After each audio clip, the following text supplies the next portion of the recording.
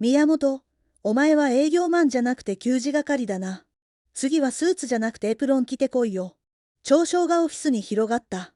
机に突き刺さる視線。誰も止めない。宮本はただ黙ってコピー用紙を抱え、コピー機へと歩いた。会議室の椅子を並べ、湯飲みを磨き、名札の漢字を一文字ずつ確かめる。それは雑用と笑われる仕事。誰からも評価されない仕事。しかし、その積み重ねがやがて会社を揺るがす瞬間を生むことになるとは、まだ誰も知らなかった。宮本、またコピー頼むわ。どうせお前、他にできる仕事ないだろう？昼下がりの営業部オフィスに、甲高い声が響いた。声の主は小泉健吾、35歳。派手なスーツに高級時計を好み、軽口で上司の信頼を得ている営業マンだ。小泉が腕を組んで笑うと、周囲の社員もつられて声を上げた。ほんと便利だよな、宮本さん。コピーとコーヒーだけは早いんだから。営業マンってより、事務員さんだな。視線が一斉に集まり、笑いが波のように広がる。矛先を向けられたのは宮本遥、28歳。地味なスーツに黒縁眼鏡。営業部の一員でありながら、会議室の準備や来客対応といった雑務ばかり押し付けられていた。遥は小さく、はいとだけ答え、資料の束を抱えてコピー機へと歩いた。背中に浴びせられる冷笑は鋭く刺さる。それでも足取りを崩すことはない。コピー機がうなりを上げ、白い紙を吐き出す。規則正しい音に包まれながら、遥は深く息を整えた。誰も気に留めない雑務でも、きちんとやり遂げれば必ず役に立つ。そう信じて、黙々と手を動かす。思い返せば入社以来ずっとそうだった。会議室の椅子を揃えるのも、観葉植物に水をやるのも、来客用の湯飲みを磨くのも、いつの間にか自分の仕事になっていた。誰も礼を言わない。誰も評価しない。ただ宮本にやらせればいいと決めつける。宮本、玄関の掲示板がずれてる。直しといて。はい。短い返事。声に余計な感情を乗せれば皮肉に聞こえる。だから淡々と、必要最小限の言葉で返す。給湯室に入ると、流しに湯飲みが並んでいた。指でなぞると、かすかな曇り。遥は光にかざし、丁寧に磨き直した。表面に蛍光灯の光がきらりと映り込む。どれだけ地味でも、こうした積み重ねが最後に効いてくると信じている。机の引き出しには、古びたノートがしまってある。客の好みを書き込んだ、自分だけの帳面だ。佐藤専務、熱い緑茶を好む、苦味が強いもの。長谷川常務、甘いものを控えている。誰にも見せない。見せれば無駄だと笑われるのが目に見えている。それでもノートを開くと、不思議と心が落ち着いた。その時、背後からまた声が飛んだ。宮本、お前さ、営業より給仕係が似合ってるんじゃねえの？そうそう、次はスーツじゃなくてエプロンで来たらどうだ？笑い声が重なる。遥はノートを閉じ、視線を机に落とした。胸の奥には、小さな火が確かに灯っている。誰の目にも映らない炎。それでも消さずに抱き続けることが、彼女にとって唯一の誇りだった。月曜の朝、営業部のオフィスは、週初めの慌ただしい空気に包まれていた。遥はいつものように早めに出社し、受付カウンターで来客用の名札を並べていた。机の端に置いた小さなノートを開く。そこには客ごとの細やかな情報が書き込まれている。長谷川常務甘いものを控えている。井上部長コーヒーは必ずブラック。小さく、几帳面な字。ページの端はめくりすぎて擦り切れていた。数字には現れない心遣いでも、必ず伝わる時があると信じて、彼女は書き続けている。おはよう、宮本。軽い声とともに肩を叩かれ、振り返ると小泉が立っていた。鮮やかなワインレッドのネクタイを揺らし、余裕の笑みを浮かべている。またノートなんかつけてんの？そんなの覚えてどうすんだよ。営業は口で勝負なんだ。口で。覚えるのが好きなので。遥がそう答えると、小泉は呆れたように笑い、周囲の社員に聞こえるように声を張った。ほら見ろ、真面目ちゃんは効率悪いな。頑張って空気作りでもしてくれ。オフィスに笑いが広がる。遥は視線を一度だけ落としたが、すぐに名札を揃え直した。その様子を横で見ていた新人の岡本拓馬が、ため息を漏らした。僕も、今日も会議室の片付けです。正直、雑用ばかりで、虚しくなってきます。拓磨は入社1年目の新人。素直だが、不満を口にしがちな青年だ。遥は手を止め、彼に微笑んだ。ありがとう。拓磨くんが片付けた会議室で、誰かが安心して話せる。安心できた人がいい決断をする。それが巡り巡って、私たちの仕事になるんだよ。そんなもんですかね。そんなものだよ。拓磨はまだ半信半疑の表情を浮かべていたが、少しだけ肩の力が抜けたように見えた。昼休み、遥は給湯室で湯飲みを温めながら、ノートの裏表紙に貼った切り抜きを見た。見えない仕事は、最後に景色を変える。数年前、社内報の隅に載っていた一文。誰が書いたのかもわからない。だがその言葉は、彼女の心の奥で静かな支えとなっていた。湯気が静かに立ち上る。誰も気づかない積み重ねこそが、未来を変える。そう信じる気持ちが、遥を今日も動かしていた。木曜の午後、営業部では、大手メーカー、長谷川工業との商談に向けて準備が進んでいた。担当はもちろん小泉健吾。派手な営業トークで契約を取ってきた実績を盾に、課長の石田からも全幅の信頼を得ている。俺のスライド、見たか？グラフが動くようにしたんだ。しかも BGM 付き。インパクトで押し切るぜ。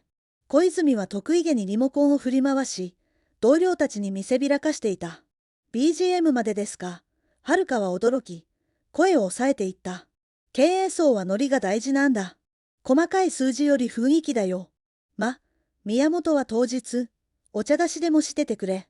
笑い混じりにそう告げられ、周囲からも笑いがこぼれる。石田課長も腕を組んで、小泉のプレゼンは期待しているぞとうなずいた。遥には目も向けない。宮本は会議室の準備を頼む。受付とお茶出しも任せたぞ。雑用を押し付ける口調に、悪意すら感じさせない。まるで当然のことのように。承知しました。遥は静かに答えた。誰も評価しない役割でも、自分が果たす意味があると信じていた。夜、社員が帰った後の会議室に、彼女の姿があった。椅子を一脚ずつ揃え、机の上を丁寧に拭き、配布資料を端まできっちり揃える。名札を並べていたとき、一枚に目が止まった。長谷川常務の漢字が一文字かけている。印刷の不備にすぐ気づき、予備を作り直した。こうした細かな確認を笑う人間は多い。だが、相手を迎える最初の一歩を大切にすることは、何よりも誠意を示す行為だと彼女は知っていた。翌日の昼休み、拓磨が不安げに声をかけてきた。宮本さん、大丈夫ですか？小泉さんのプレゼン、すごい派手ですし、課長も完全に信じきってる感じで。遥は少し笑って答えた。大丈夫。私は私の役割を果たすだけ。誰かが気づいてくれなくても、やる価値はあるの。拓磨はしばらく黙り込み、やがて小さくうなずいた。準備を終えて会議室を出ると、窓の外には夕日が広がっていた。オレンジ色の光がガラスに反射し、机に並んだ名札を照らす。誰も注目しないその光景が、遥には翌日の舞台の幕開けのように思えた。翌朝、営業部のフロアには、緊張と期待が入り混じった空気が漂っていた。大手メーカー長谷川工業の重役が来社する日、担当の小泉は、派手なネクタイを締め直し、鏡に映る自分の姿を何度も確認していた。今日で俺は、この会社のエースとして不動の地位を固める。宮本、お前も俺の勇姿を見ておけよ。見えるのは背中だけだろうけどな。軽口を叩く小泉に、社員たちは苦笑いを浮かべた。石田課長も期待しているぞと背中を叩く。やがて受付に現れたのは、60代半ばの長谷川常務と、その秘書の森下理香だった。落ち着いた物腰の常務と、冷静な視線を持つ秘書。遥は玄関で深く一礼し、来客用の名札を差し出した。本日はようこそお越しくださいました。お席はこちらにご用意しております。名札の漢字は一文字も誤りなく、紙の端まで整っている。常務は一別して、かすかにうなずいた。会議室に入ると、小泉が胸を張ってプレゼンを始めた。派手なスライドに音楽まで流れ、グラフが画面を踊る。我が社の新製品は、業界シェアを大きく塗り替える可能性を秘めています。声を張り上げるが、常務の表情は硬いままだった。質問が飛ぶと、答えは曖昧で中身が薄い。現場の作業員の平均年齢は、だいたい40代くらいでしょうか。だいたいか。その一言で、会議室の空気が少し沈んだ。その時、はるかが静かにお茶を運んできた。湯飲みを差し出しながら言葉を添える。以前、甘いものを控えていらっしゃると伺いましたので、砂糖は入れておりません。香りが立つ温度にいたしました。常務は目を細め、湯気を見つめた。よく覚えていたな。その声には、先ほどまでの硬さはなかった。小泉は気づかずにスライドを進め続ける。だが視線のいくつかは、はるかに向けられていた。森下もまた、興味深そうに彼女を見つめていた。商談の空気が、静かに揺れ動き始めていた。小泉のプレゼンが終盤に差し掛かる頃、会議室には微妙な空気が漂っていた。派手なスライドは確かに目を引くが、要点が散らかり、質問に対する答えは曖昧だ。石田課長は無理に笑みを作って相槌を打つが、重役たちの表情は硬いままだった。長谷川常務が静かに湯飲みを置き、指先で机を2度、軽く叩いた。提案の方向性は理解した。だが、一つだけ条件がある。小泉の顔に勝ち誇った笑みが浮かぶ。もちろんです。どんなご要望でも答えます。常務は視線を巡らせ、はるかの方を見据えた。取引を進めるなら、担当は宮本さんにしてほしい。一瞬にして空気が凍りついた。小泉の笑顔が固まり、課長の顔色が変わる。社員たちの視線が一斉にはるかに集まった。なぜ？小泉が震え声を漏らした。彼女は、私の話を覚えていた。細かな心配りは、数字や派手な言葉以上に人を動かす。営業に最も必要なのは、そういう誠実さだ。森下秘書も口を開いた。常務、実は私も同じ意見です。宮本さんの応対は信頼できます。会議室が静まり返った。石田課長は汗を浮かべ、曖昧に笑った。承知しました。本件の担当は宮本で、沈黙を破るように、遠慮がちな拍手がいくつか起こった。はるかは立ち上がり、深く頭を下げた。ありがとうございます。未熟ではありますが、精一杯務めさせていただきます。その声は落ち着いていた。胸の奥に小さな炎があり、それが静かに揺れながらも、確かに燃えているのを自覚していた。商談が終わった後の廊下、小泉の靴音が苛立ちを隠さずに響いた。会議室から出てきたはるかの前に立ちはだかり、低い声で吐き捨てる。お前裏で何をした？常務にこびたか？そうじゃなきゃ、あんなことあるはずがない。睨みつける目には焦りがにじんでいた。はるかはわずかに首を横に振った。何もしていません。ただ、以前お話しされていたことを覚えていただけです。お茶の温度や砂糖の有無で取引が決まるわけないだろう。小泉は声を荒げた。だが言葉の裏には、崩れかけた自信を必死で繕う色があった。はるかは静かに言葉を返した。決まらないかもしれません。でも、小さな気遣いを重ねる人間なら、現場の声も丁寧に扱うだろう。そう思われるのは自然なことです。小泉の顔に悔しさが浮かび、彼はかかとを返した。背中が遠ざかる。その場に残ったのは石田課長だった。普段の威圧的な態度は消え、声もわずかに震えていた。宮本、今日は助かった。あのままでは契約は危うかった。いえ、私は役割を果たしただけです。はるかは深く頭を下げた。課長の目を真正面から見つめることはしなかった。必要以上の言葉を重ねるつもりもなかった。その夜、机に向かい、古びたノートを開く。名前を間違えない。時間を奪わない。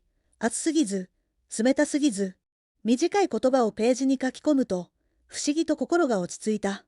積み重ねてきた小さな仕事が、初めて形を持った。